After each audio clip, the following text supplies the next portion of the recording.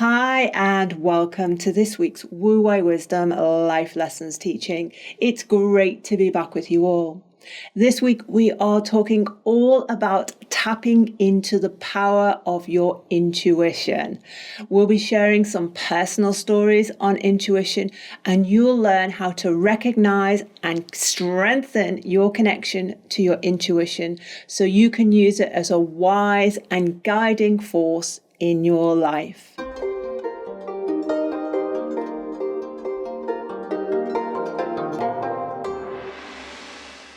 Okay, David, so let's go back to basics. How would you define intuition? I think this is a really important subject because for me, this encapsulates what I call Shen, your spirituality. That intuition is that inner knowing, that inner voice, that gut feeling. And this is one of the issues. We have so many words to describe that unspoken truth within us. But everyone has it and you hear it.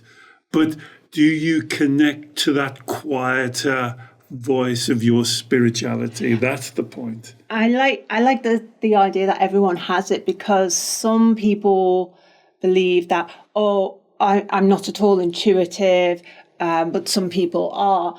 So it's a thing we all have, but you saying it's like a skill we have to cultivate to be able to listen, connect to the intuition and then act on it. That's an interesting thing, Alex. I think there is a bit of a skill here because what a lot of people do, they tune in to the voice of the inner child. Now, the inner child's voice is a lot louder, a lot more demanding, and it has this ability to kind of want to take over and take control.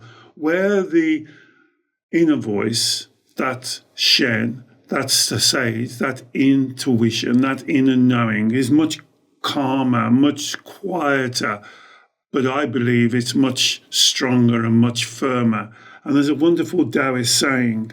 It says that the inner child talks at you and Shen talks from you.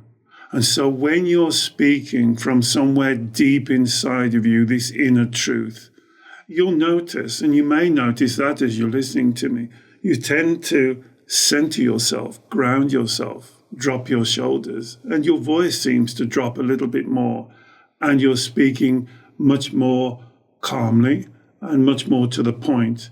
And this would be the voice of the Shen that the Taoists call the sage, the inner sage, the inner wisdom coming out from us, from deep within us.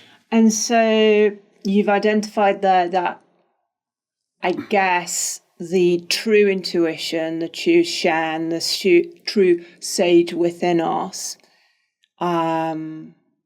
is calm, is wise, is grounded, by contrast to, say, our ego or inner child voice being more fearful, more loud, more anxious.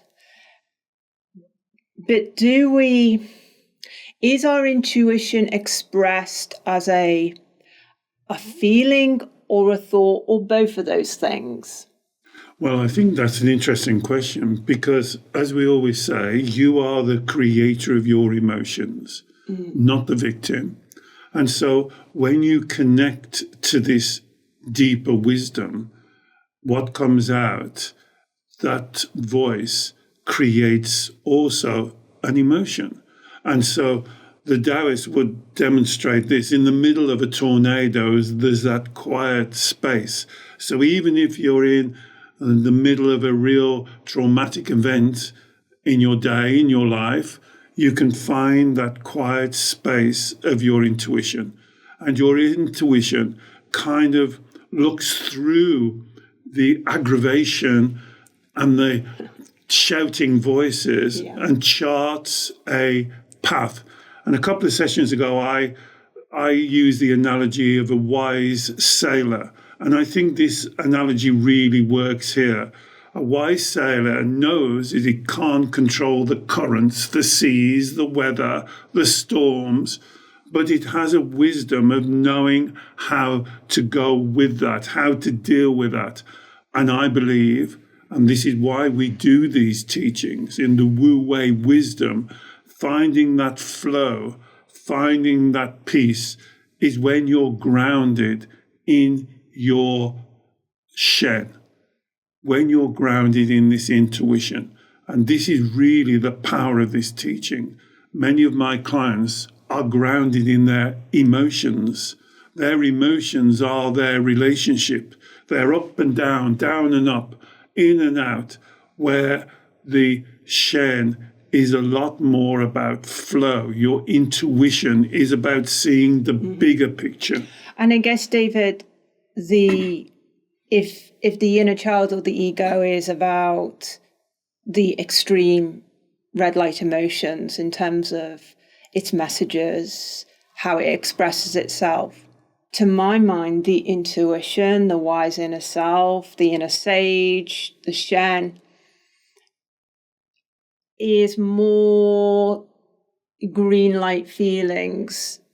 So when I say that, I mean, if we're in a challenging situation of uncertainty or potential threat, the intuition, the Shen, still expresses itself through relatively green light emotions. So a sense of peace and calm and groundedness, even though we're confronted by a storm, an external imbalance. There's a steadiness to the feelings that the intuition expresses itself through. And then behind those feelings, there are the thoughts. So there are, in the case of the intuition, there's kind of messages of like, this is the wrong path, or this is the better choice. And again, also behind the emotions, the red light emotions of the inner child and the ego, there are also thoughts like, this is going to be a disaster. I'm going to fail. I'm going to get rejected. It's awful, So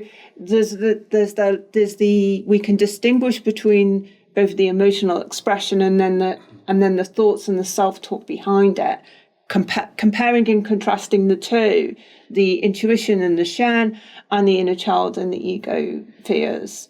Yes, and that's why I prefer to use the term red and green light feelings. So the green light feelings that I think you'll notice the most from your intuition or Shen or inner knowing is what I would call resilience.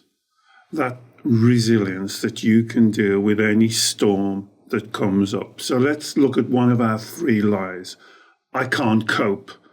This is the voice of the inner child. So if you've ever said that to yourself, I can't cope, it's all too much, I'm overwhelmed, I can't deal with it.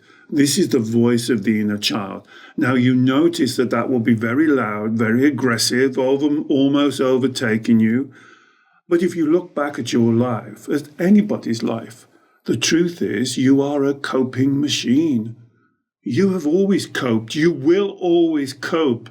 What we're doing in these life lessons is helping you to cope more in your flow with that resilience. And that resilient feeling, that anchoring, that power is the Shen, is your intuition, is your inner knowledge. How many times in your life have you looked back on a situation that went badly wrong and said, I knew that was wrong. I knew I shouldn't have done that. How many times? And is that knowing? Did you hear? I knew I shouldn't.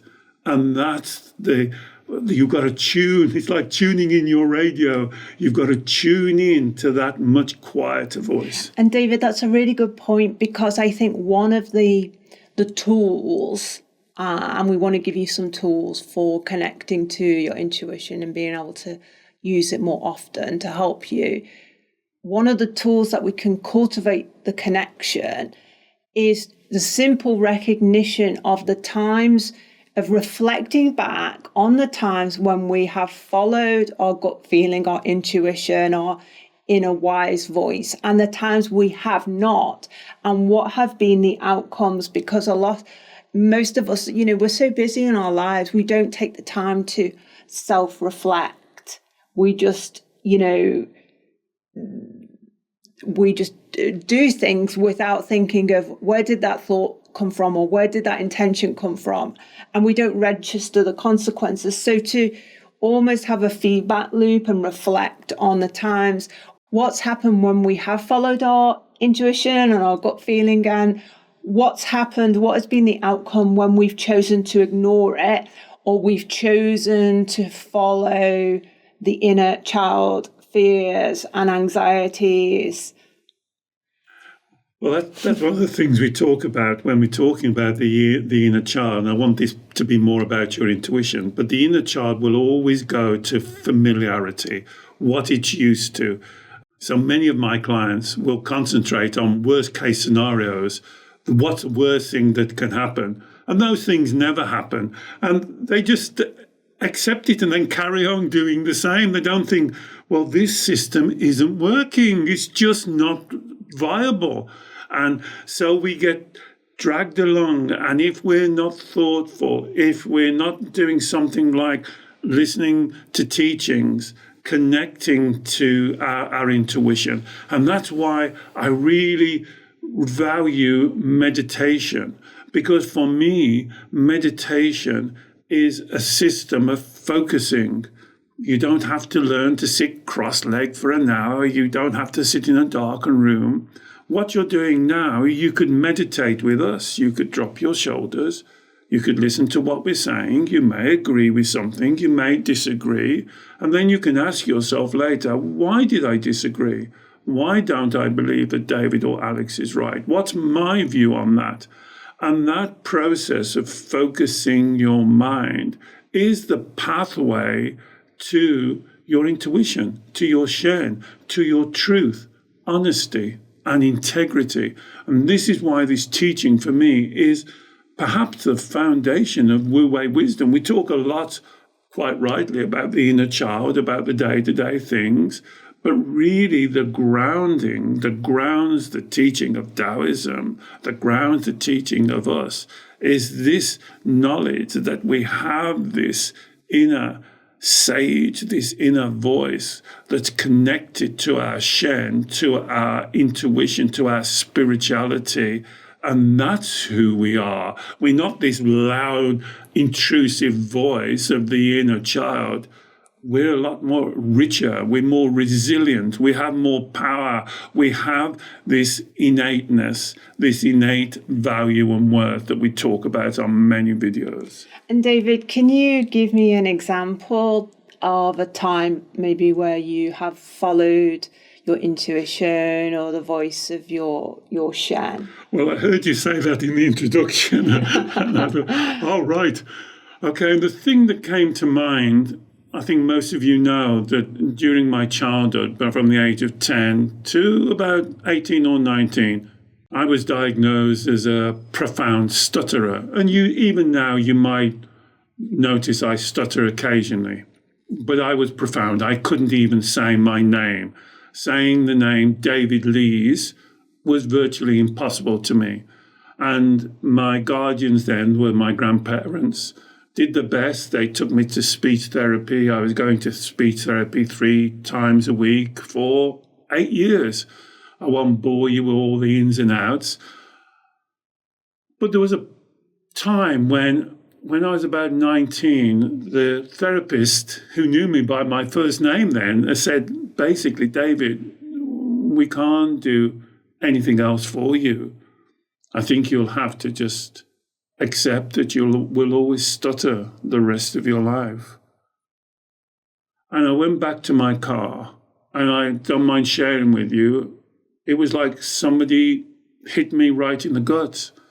And in that moment, it was life-changing, because this inner voice of resilience came out. Now, I wouldn't know what it was. I wouldn't have a name for it. But it said, no, I am not going to listen to them, even though they have white coats and clipboards, and I've tried to put my power into their hands. It's time for me to be accountable. It's time for me to take control. And it was a long journey. It didn't happen as overnight, and there was lots of ups and downs, which there are on many journeys. But that voice of resilience inside of me changed my life until now. The concept, if you just said to me when I was 18 or 19, you'll sit in front of a camera and talk to people, or I do live shows, I would have thought you were crazy, absolutely crazy. But this inner voice can put you on to a new path, a new journey. And this is what we're trying to do in these videos. You have got this power. This is not something that somebody else gives you. You have it already. And what we're trying to do is to lock you back into that strength. So I've told you my little story.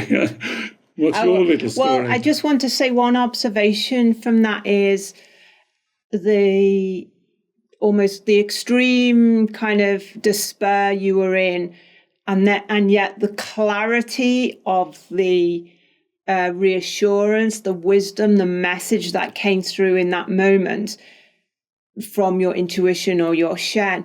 But you still had a choice, you see. This is the thing. You had the choice. You could have continued to listen to your ego, your inner child's fears. This is hopeless. My life is wrecked. It's a disaster. I'm never going to be any good. Or you had that choice. Or you could have not only connected to the message from your Shen, but you followed it. You chose to let it shift your energy to a new place. And that's had a ripple effect across the rest of your life. Yes, I go as far as to say completely changed my life, Alex, because from that moment, I kind of dabbled in meditation and spiritual teachings, but then I really made it part of my life. And we often talk in these videos, don't we, about forks, as in the road. And for me, that was definitely a fork. And thinking back on it now, that path of the intuition, the sage, the Shen, is not the easiest path. And it doesn't become suddenly, I'm taking the right path now. There were lots of knockdowns and lots of difficulties and lots of times when I thought I'd give up. But connecting to that inner voice, there is the resilience that you can't give up on yourself. Can I repeat that? Others may have given up on you. Others may have doubted you. But never give up or doubt yourself. And I think that was the fork for me that took me on this path that leads me here 40 years later, 45 years later, being able to hopefully show you that voice is within you and you can make these choices. And I'm not going to let Alex off the hook. Okay. So for me, my experience of my intuition, my wife's inner voice, my Shen, kind of comes in two ways. So I've had similar experiences to you when I've been in extremely emotionally upsetting, challenging circumstances where awful situations. And then all of a sudden I have had, as you did, this voice, this thought, this voice, this clear message which has come to me that everything will be all right. It's okay. This is the way it's meant to be. You will get through this. With such clarity as you had, it's almost like there was someone sitting next to me talking to me, and that snapped me out of the the state of emotional despair. It just kind of washed the red light emotions off me, and then I experienced, so I had the almost like the thought, and then I experienced the feelings that came with the thought, which were inner peace, calmness, groundedness, a sense of ease and relaxation that I didn't have before. So I've had that, but more commonly, how I guess connect to and use my intuition or my Shen in situations which aren't dire or extremely emotional or extremely challenging, just more like day-to-day situations, is I use my emotional feelings almost like signposts. So if I am in a situation, whether it's to do with work or personal stuff, and I get green light feelings of ease, flow, joy, interest, excitement, peace, I know I use that feeling as an indicator of this is a good thing for me to be doing. It might be challenging, it might be new, it might be unfamiliar, but I take it as a kind of a message from my Shen that this is what I should be doing. By contrast, if I get more red light type feelings, so boredom, flatness, anxiousness, discomfort, friction, I take that as this may not be the right thing or the right person for me to connect to. And I've used that in my work, for example. So I used to have a completely different career in design, which I really enjoyed. But then I got drawn into doing this work with you, more about personal development, emotional health, spirituality. And that gave me tremendous green light feelings. I've always been interested in spirituality and emotional health. And whenever I took the time to connect into that work or that subject, I always got lots of green light feelings. So I followed my feelings into, I guess, this new career. And I use the same. I mean, I know it's ironic because a lot of the time we said don't follow your feelings, but I think as long as you kind of question them, so you get the feelings, register them as, I guess, positive or negative, friction or ease.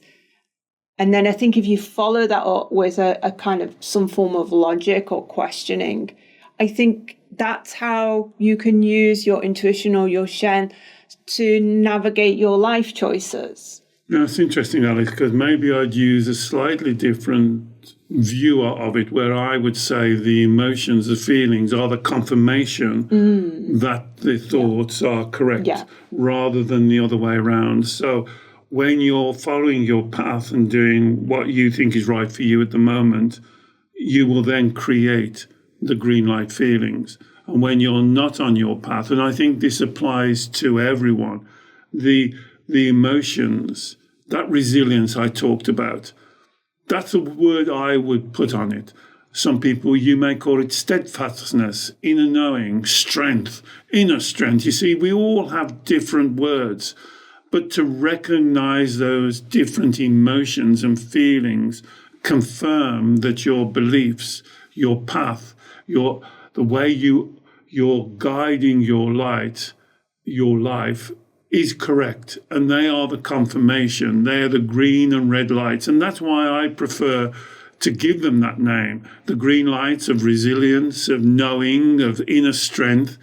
Well, follow those thoughts, because even though it may be difficult, that's the path for you.